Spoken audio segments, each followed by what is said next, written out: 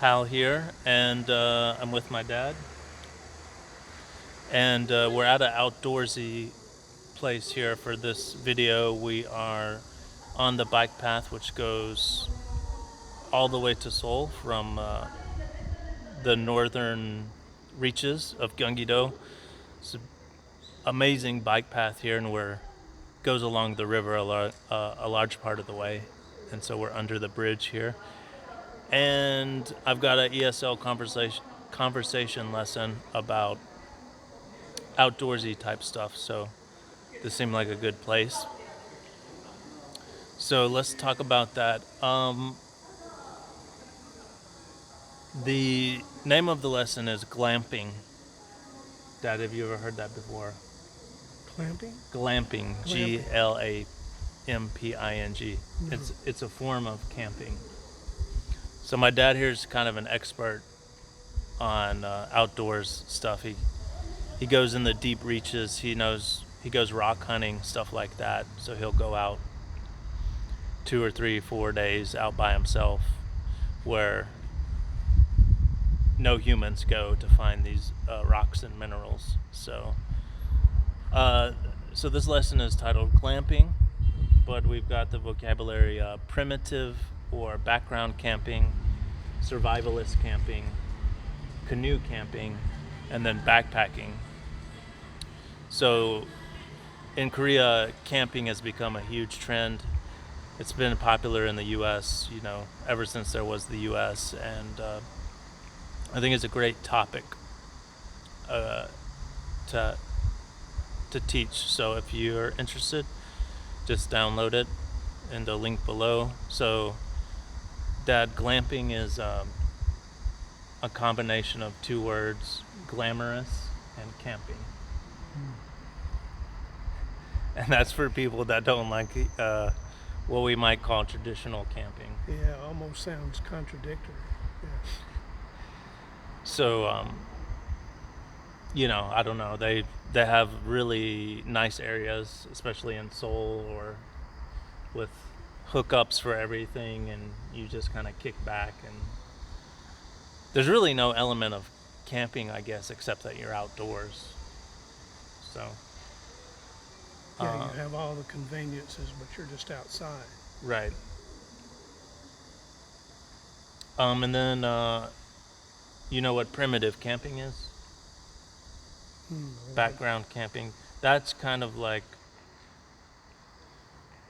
you take limited resources and you go out. And then the most extreme one is survivalist camping, and that's where you have someone drop you off, and your goal is to make it back to society. So that's as extreme as you go. And then, do you know canoe camping? Have you ever done that? Yeah. You've done canoe camping? Totally recommend it. I don't know if it's popular here in Korea, but that's an amazing thing to introduce to your students. And lastly, backpacking. What type of camping do you prefer? What would you say your rock hunting is? What was the next one up from survival? Yeah, I think you're doing primitive camping there, primitive or camping, backcountry camping. Yeah, it's very remote areas that I go to. And what are you looking for? It's a agate. It's a gym. It's a kind of gym.